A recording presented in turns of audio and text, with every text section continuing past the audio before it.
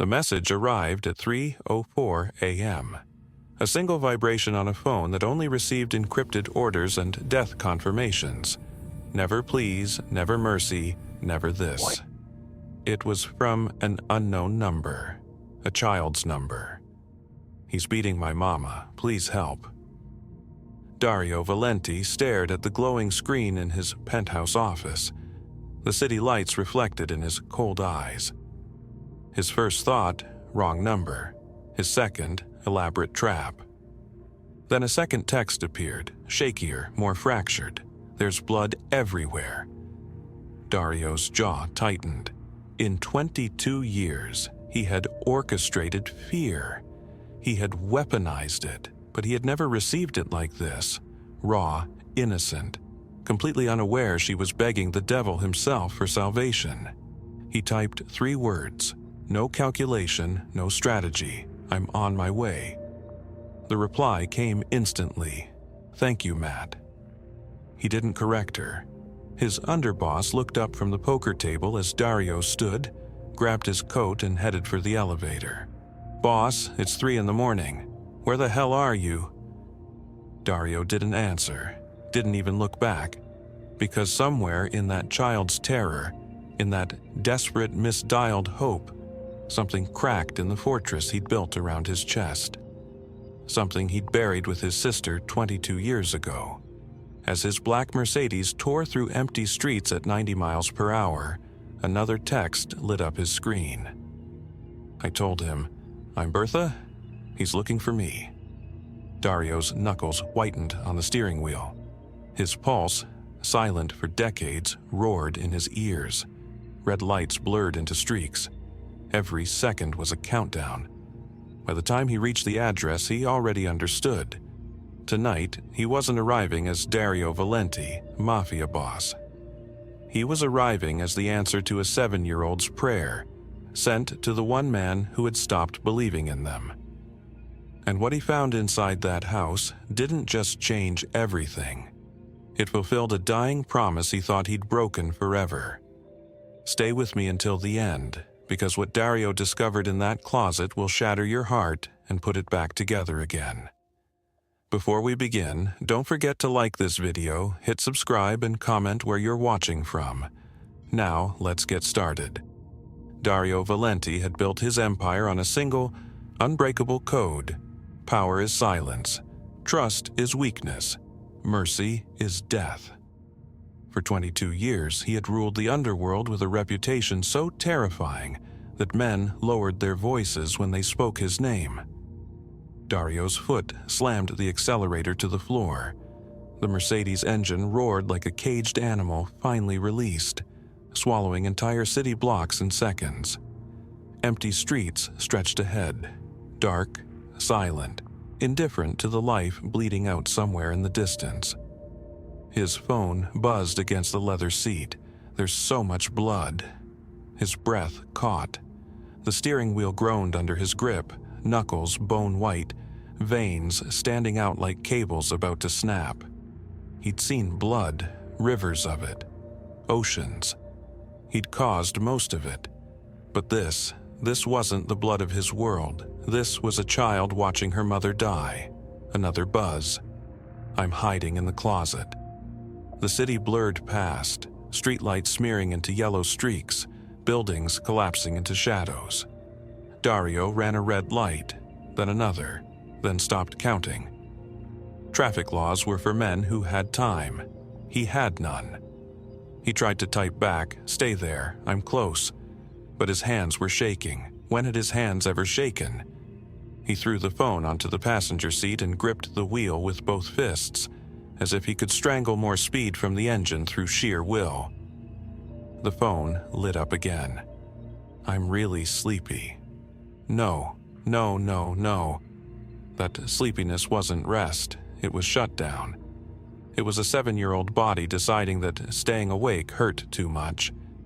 It was the same thing Lucia had said in the hospital, her small voice fading. Dario, I'm so sleepy. And he told her to rest, to close her eyes. He'd let her slip away. Not again. Lucia. The name ripped from his throat, Part prayer, part curse, part plea. Lucia, if you can hear me, if there's anything after this, let me get there in time. Just this once. Let me keep the promise. His dead sister didn't answer. She never did. But Dario's foot pressed harder anyway, the speedometer needle kissing 95, then 100. His pulse hammered against his ribs like it was trying to escape his chest. Every second was a life slipping away. Every heartbeat was Bertha's last chance. The GPS showed 2 minutes. He needed 1.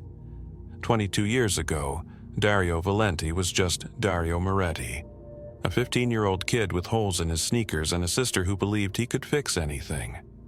They lived in a 4th-floor walk-up where the heat never worked, and the walls were so thin you could hear Mrs. Chen coughing 3 apartments over. His mother worked double shifts at the diner. Most nights, it was just him and Lucia, sharing day-old bread and pretending it was a feast. He believed it. God, he actually believed it. It happened on a Tuesday. Dario was in the kitchen, heating up canned soup on their one working burner. Lucia sat at the table, humming, while she colored a picture of a house with a big yard and a dog they'd never have. The apartment next door exploded with shouting. Nothing new in their building. Men screaming, a woman crying. Dario turned to tell Lucia to cover her ears. Then the gunshots. 3 of them. Sharp. Final. The woman screaming stopped. Dario grabbed Lucia, shoving her toward the floor, but the 4th bullet came before they could move. It punched through their kitchen wall like paper, and suddenly Lucia wasn't standing anymore. She was on the linoleum, her yellow dress blooming red, her small hand reaching up for him with confusion in her eyes. "Dario." Her voice was so quiet. "Why does it hurt?" He dropped to his knees, pressing his hands over the wound in her chest, blood pouring between his fingers, hot and unstoppable. "You're okay, Lou, you're okay, stay with me." But her hand was already getting cold in his. She tried to smile. "Forever and ever." "Forever and ever," he choked out. But her eyes were already drifting somewhere he couldn't follow. The ambulance took 11 minutes. She was gone in 4. Dario Moretti died on that kitchen floor with her. The boy who made promises and believed in forever bled out into the cracks of cheap linoleum, and something else stood up in his place. Something that understood the only truth that mattered. The world devoured the innocent, and mercy was a lie you told yourself before it came for you too. Lucia's hand was so cold it didn't feel real anymore. The fluorescent hospital lights hummed overhead, turning everything the color of death. Her lips, her skin, the thin hospital gown that swallowed her 7-year-old frame. Machines beeped in rhythm with her failing heart. Each sound was a countdown Dario couldn't stop. He gripped her hand tighter, as if he could anchor her to this world through sheer force of will. 15 years old and completely powerless. The doctors had stopped coming in, that's how he knew. Dario.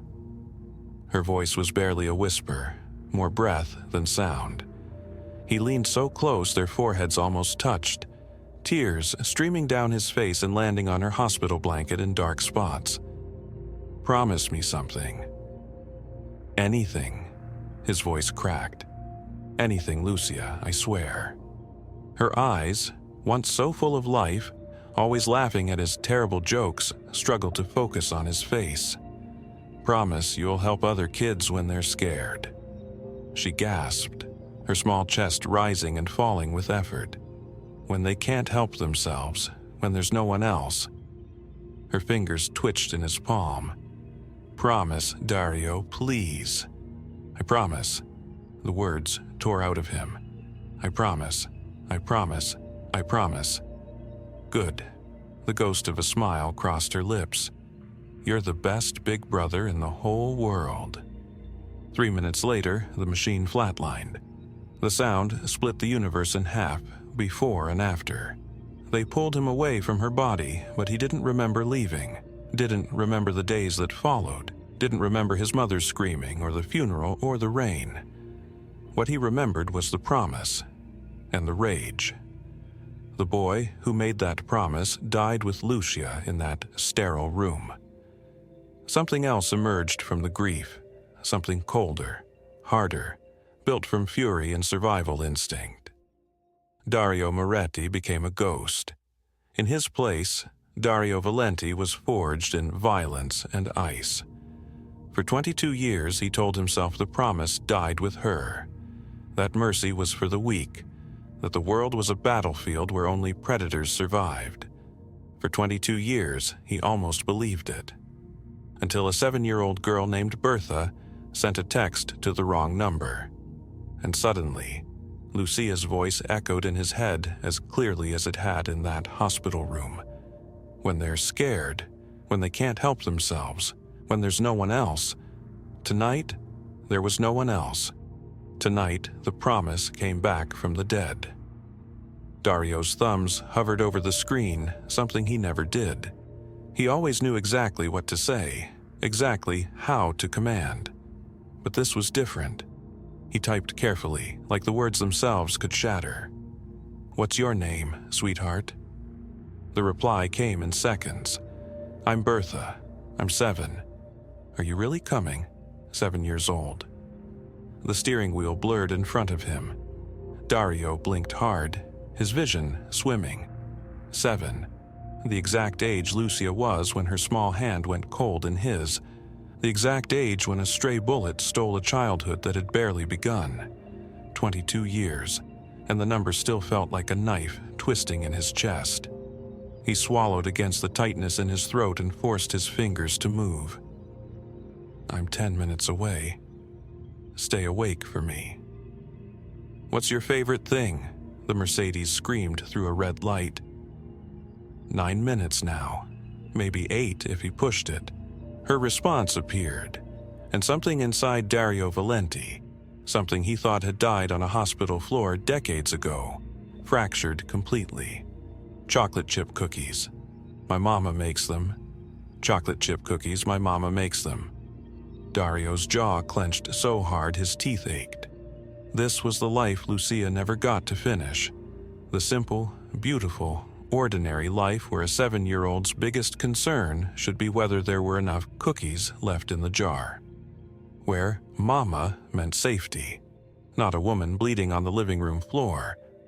Where bedtime was warm, blankets and silly stories, not hiding in a closet while a monster prowled the hallway. Bertha had a favorite cookie. She had a mama who baked them. She had a childhood, fragile, endangered, hanging by a thread, but still there. Still possible to save. Lucia never got that chance, but Bertha would. Dario's foot pressed harder on the accelerator. 7 minutes now. The city lights streaked past like falling stars. His phone buzzed again, but he didn't look. Couldn't look. Because if that message said what he feared, if it said he found me or goodbye or nothing at all, he'd lose the last shred of control holding him together. The promise he'd made in a sterile hospital room, holding his sister's cooling hand, roared back to life with savage clarity. "Promise you'll help other kids when they're scared." He was 6 minutes away, and this time he wouldn't be too late. The address led to a house that looked like it had been dying for years. Peeling paint, sagging porch, windows so grimy they swallowed the moonlight. Dario's Mercedes rolled to a stop 2 houses down, engine cutting to silence. He sat there for 3 seconds scanning the street. Empty, abandoned, the kind of neighborhood where people learned not to hear screams. One window flickered with dying light. The rest were black voids. Then he heard it, muffled shouting. A man's voice, slurred and savage. A woman's scream, sharp, desperate, cut short. Dario's phone buzzed in his hand. He found me. "I'm sorry I texted you." His thumb hovered over the keyboard. No time for reassurance. No time for promises. Every second he spent typing was a second Bertha didn't have. He stepped out of the car, the door closing with a muted thunk. The night air was heavy, thick with the smell of cut grass and something darker, fear maybe, or inevitability. Dario moved toward the house like a shadow with purpose, his Italian leather shoes silent on the cracked concrete. His hand slipped inside his jacket, fingers wrapping around cold steel. The Beretta, his oldest, most reliable companion, slid free with the whisper of metal against fabric. Another scream tore through the darkness. Dario's jaw clenched so hard his teeth ached. He was 15 feet from the door, 10, 5. Heavy footsteps thundered inside, moving fast. A man's voice roared, "Get out here, you little brat! I'm done playing games." Something shattered. Glass, maybe, or porcelain. Dario reached the door. Locked. A cheap deadbolt that probably came with the house 40 years ago. He didn't knock, didn't announce himself. In his world, you only knocked when you wanted someone to know death was coming. He took one step back, then drove his boot into the door just below the handle. The frame splintered. Wood cracked. The door exploded inward, slamming against the wall with a sound like thunder. Dario Valenti stepped inside, gun raised, and for the first time in 22 years, he wasn't there to deliver death. He was there to stop it. The front door gave way with a single kick. Dario stepped into darkness thick with the smell of copper and cheap whiskey. His eyes adjusted in seconds. 22 years in the underworld taught you to see in the dark. Then he saw her. Teresa Gaskell lay motionless on the living room floor, her body twisted at an unnatural angle. One arm stretched toward the stairs like she'd been crawling. Her face was unrecognizable, swollen, purple, split open in places that shouldn't split. Blood pooled beneath her head, spreading slowly across the cracked linoleum, black in the dim light filtering through torn curtains. Dario's jaw clenched. He'd seen violence. He'd commissioned violence. But this was different. This was a woman who'd done nothing except exist in the wrong man's house. Heavy footsteps thundered from upstairs, floorboards groaning under drunken weight. A man's voice roared through the ceiling. "Get out here, you little brat! I'm done playing games." Dario's hand moved to his jacket, his fingers wrapped around cold steel. Then Larry Dewey appeared at the top of the stairs. 6'2", barrel-chested, wild-eyed, and stinking of bourbon even from 20 feet away. He wore a stained undershirt and held a leather belt doubled over in his right fist, the buckle catching the light. His knuckles were split and bloody. Dario was already moving. 3 strides closed the distance between them. Silent, purposeful. The movement of a predator that had already calculated every angle. Larry's mouth opened to continue his threat, but Dario was at the base of the stairs, then on the 3rd step, then right there before Larry's bourbon-soaked brain could process what was happening. Larry swung the belt. Dario caught his wrist mid-arc, twisted it backward with surgical precision, and drove Larry's body into the wall so hard the drywall cracked. A framed photo crashed to the floor. Larry gasped, the air punched from his lungs. Dario's hand closed around his throat. "Where?" His voice was death itself. "Is the girl?" Dario closed the distance in 3 strides. Larry Dewey swung wild, a haymaker fueled by whiskey and rage. Dario caught his wrist mid-arc, twisted until bone ground against tendon, and drove the man into the wall with such force the drywall cracked like thunder. A framed photograph crashed to the floor. Larry's breath left him in a wheeze. Dario's hand found his throat. Not squeezing, not yet, just a promise of what comes next. His voice was a low growl that belonged to something far older than civilization. "Where is the girl?" Larry's face turned purple. He clawed at Dario's grip, feet scrabbling for purchase on the hardwood. His words came out in broken gasps. Bedroom, closet, upstairs. Then, from above them, a small voice shattered the violence like glass. "Matt, is that you?" Dario's jaw locked. Every muscle in his body went rigid. That voice, 7 years old, terrified, hopeful, was Lucia's voice. Was every child's voice who ever hid in the dark and prayed someone would come.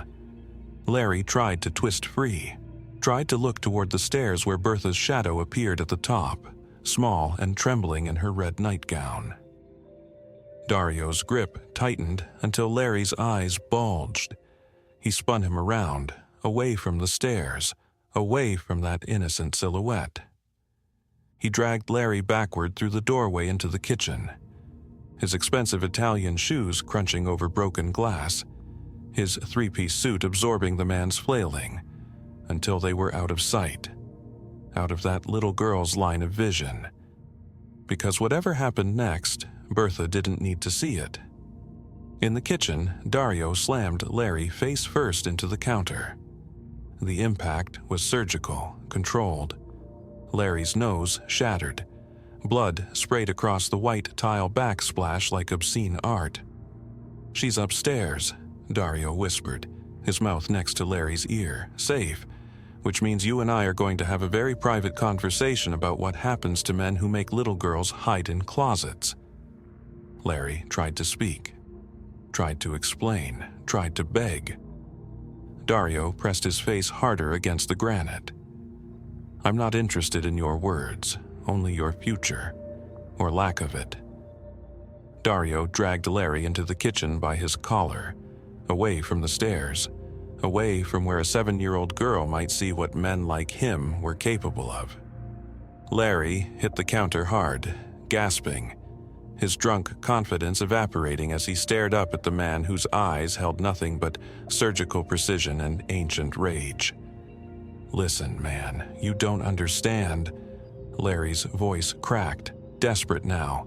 "She's not even mine. The kid's a brat. She won't shut up. Teresa started it tonight. She was drunk. Dario's hand moved faster than Larry's brain could process. His head slammed into the granite countertop with a sickening crack. Blood sprayed across the white tile. Larry's knees buckled. "Here's what happens next." Dario's voice was surgical, ice cold, each word a death sentence carved in stone. "You disappear tonight, forever. You pack whatever trash you call belongings and you leave this state.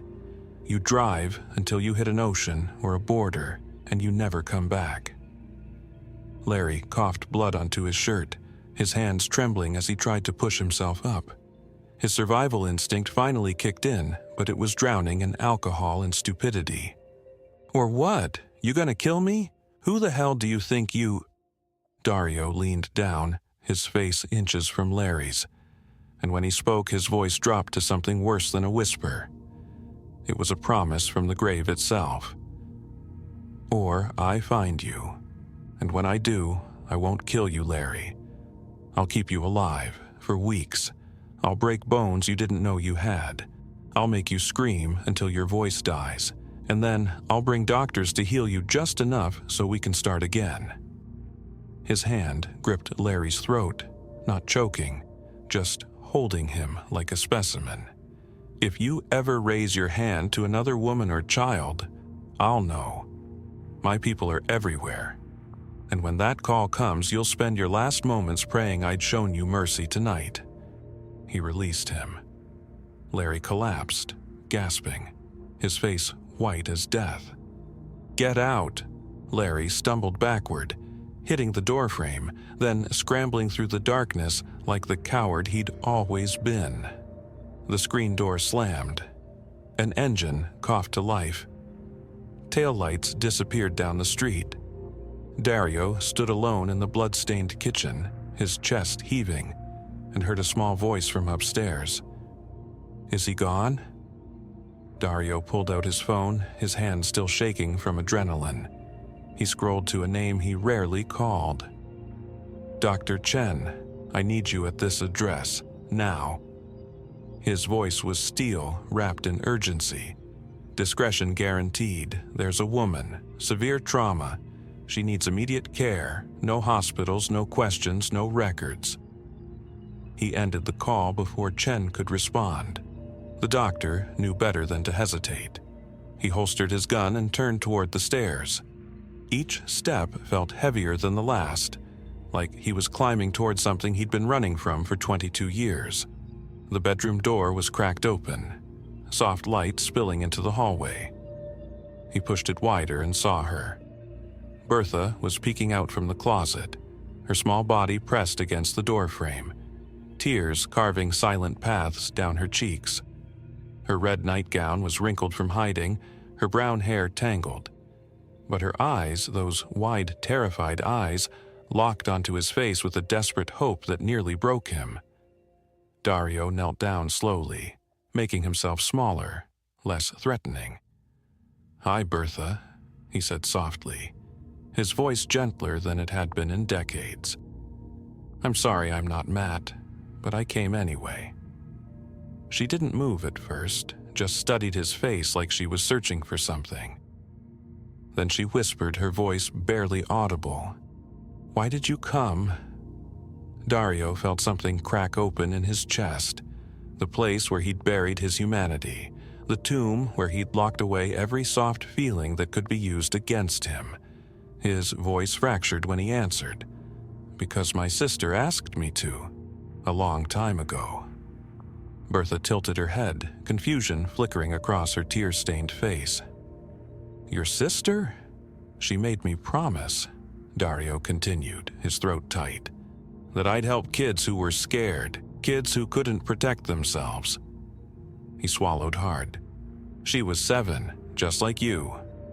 For a moment, the room was silent except for the faint sound of Dr. Chen's car pulling up outside. Then Bertha stepped forward, closing the distance between them. Her small hand reached out and wrapped around his. This tiny, fragile thing holding on to the most dangerous man in the city like he was her lifeline. "I'm glad you kept your promise to her," she whispered. Dario Valenti, the man who hadn't cried since he was 15 years old, felt a single tear slide down his cheek. He squeezed her hand gently. "So am I, sweetheart. So am I." 6 months later, Teresa Gaskell stood in the kitchen of a house she never thought she'd live in. Bright walls, locks that actually worked, windows that overlooked a street where children played without fear.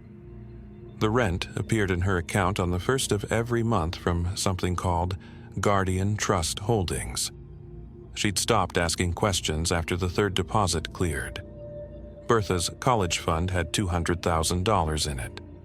The lawyer who set it up wore a suit that cost more than Teresa used to make in a year. He'd smiled kindly, handed her the paperwork, and said only this: "Someone believes in second chances."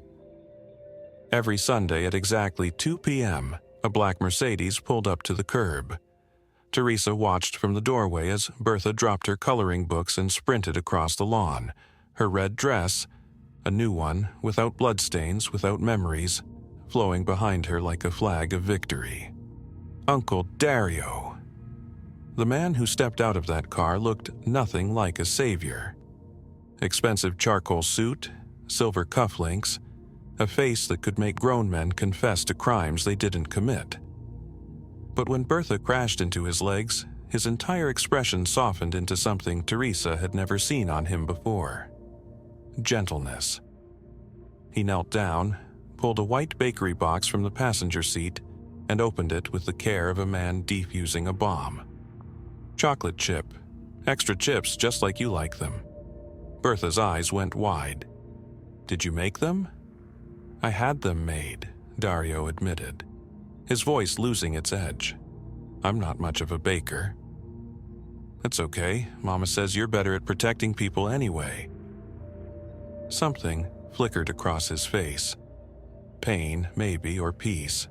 He glanced up at Teresa, who nodded once from the doorway. No words needed. just the silent language of two people who understood that survival sometimes requires a monster on your side. Dario stayed for 3 hours.